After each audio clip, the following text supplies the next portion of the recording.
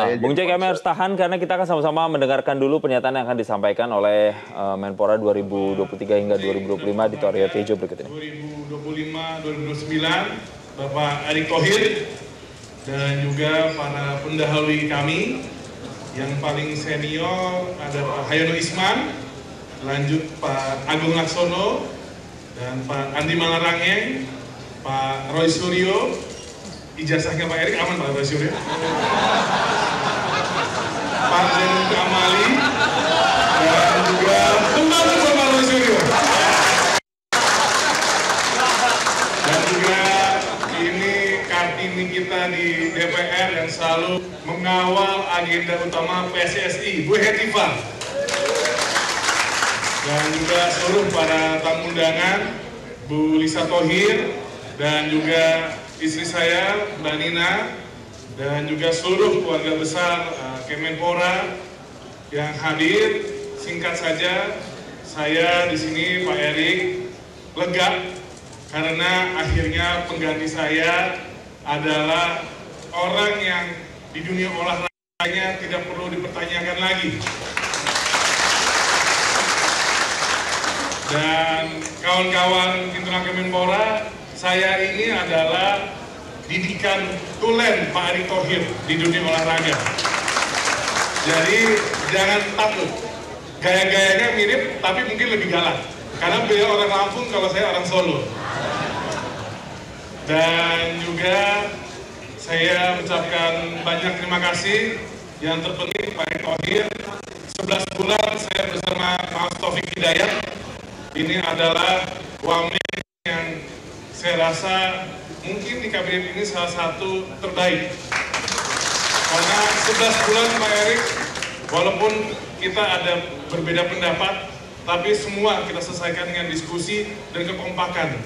Jadi Pak Erick harus bersyukur punya wamen yang tegak lurus dan juga sangat suportif. Dan saya apresiasi tinggi-tingginya buat Mas Taufik, karena 11 bulan ini sangat membantu saya dalam menjalankan Kemenpora.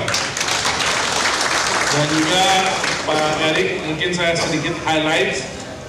Ini kami di Kemenpora saat ini, SDM, ASN, dan birokrat yang dimiliki Kemenpora hari ini, Pak Erick, alhamdulillah diawali dengan perjuangan Pak ZA untuk kenaikan tukin.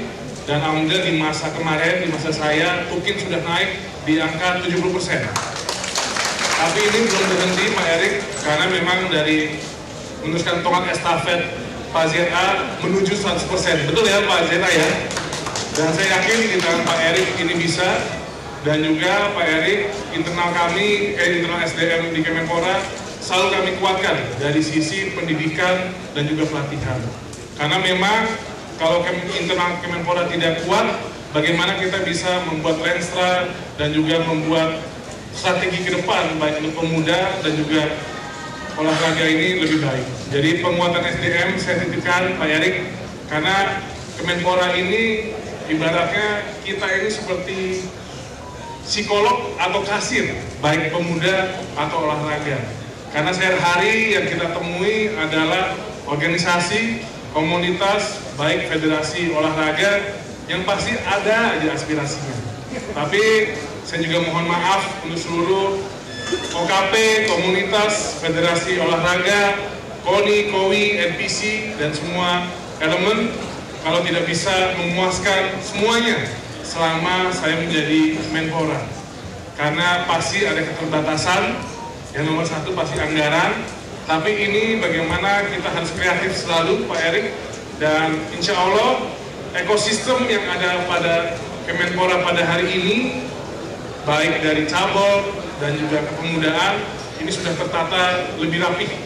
Ya memang ada kontroversial, tapi saya rasa Pak Erick juga sangat memahami ketika kita ingin meluruskan sesuatu, ingin merubah sesuatu, pasti pro dan kontra pasti ada.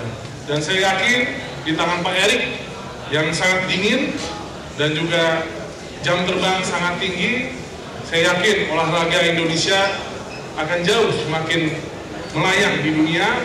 Insya Allah juga Pak Erick, titipan saya maupun Pak Erick Ketua PSSI, semoga olahraga lainnya diperhatikan lebih tinggi lagi.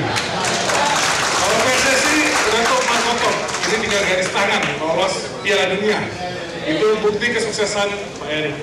Di hadapan kita Pak Erik, alhamdulillah MotoGP sudah dipindah ke Kemenpora.